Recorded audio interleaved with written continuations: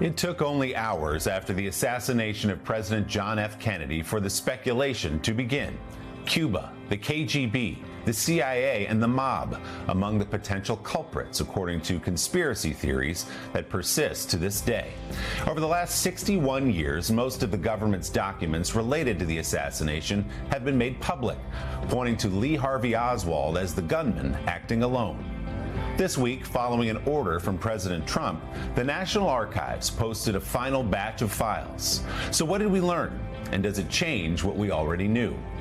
NBC News Justice and Intelligence correspondent Ken Dilanian has our Sunday focus. November 22nd, 1963, one of the darkest days in American history. President John F. Kennedy shot to death in Dallas. Two priests who were with President Kennedy say he is dead. Police quickly arrest 24-year-old Lee Harvey Oswald, saying he fired the fatal shots from the 6th floor of the Texas School Book Depository. But just 2 days later, any chance to interrogate Oswald is extinguished when a local nightclub owner with underworld ties fatally shoots the former Marine during a jail transfer. He's been shot. He's been shot. Lee Oswald has been shot. Almost immediately, conspiracy theories began to swirl. In 1964, an investigation by the Warren Commission concluded that Oswald was the lone assassin and had no help. But what was quickly seen as the commission's rush to judgment fueled alternate explanations that have run wild ever since. Was Oswald really the only shooter? Was he working for the Russians or even the CIA? From which it later falls out.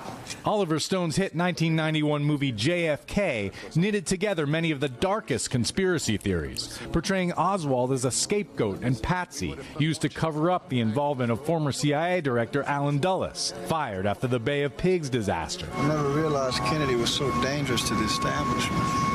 Advocates of this view have long said the proof was sitting in buried files the government was keeping secret. This week, President Trump ordered the release of what are believed to be the last remaining classified documents related to the JFK assassination, more than 80,000 records in total. People have been waiting for decades for this. It's going to be very interesting.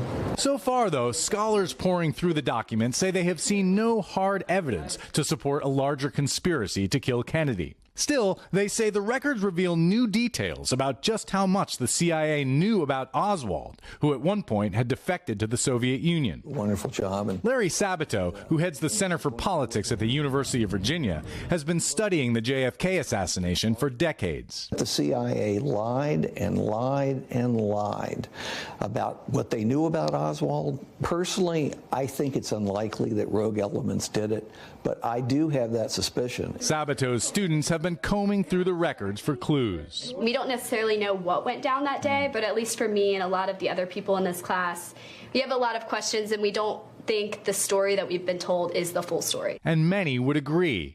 According to a 2023 Gallup poll, 2/3 of Americans believe Lee Harvey Oswald did not act alone. I try to draw parallels between the cynicism that developed and the conspiracy theories that developed because of the Kennedy assassination with hundreds of conspiracy theories that we've had to deal with since.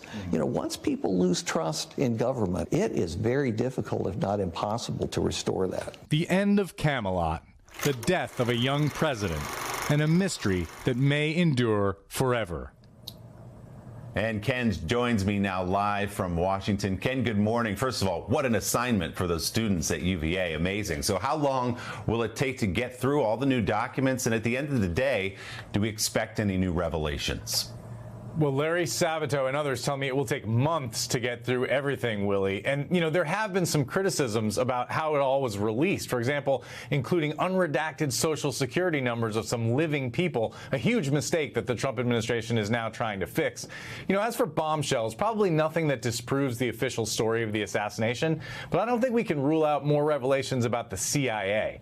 The documents have already revealed that the CIA was reading Americans' mail and had, quote, exceeded its mandate by breaking into the French consulate in D.C., to cite one example. There may be more of those sorts of revelations to come, Willie, which is undoubtedly why the CIA fought so hard to keep these records secret. Willie. Almost all of the documents now are public, unlikely to quiet the conspiracy theories. So fascinating. Ken, thanks so much. We appreciate it. Hey, thanks for watching. And don't forget, you can catch the Today Show every morning on NBC or take Today when you're on the go. Just follow the Today podcast on Apple Podcasts, Spotify, or wherever you listen.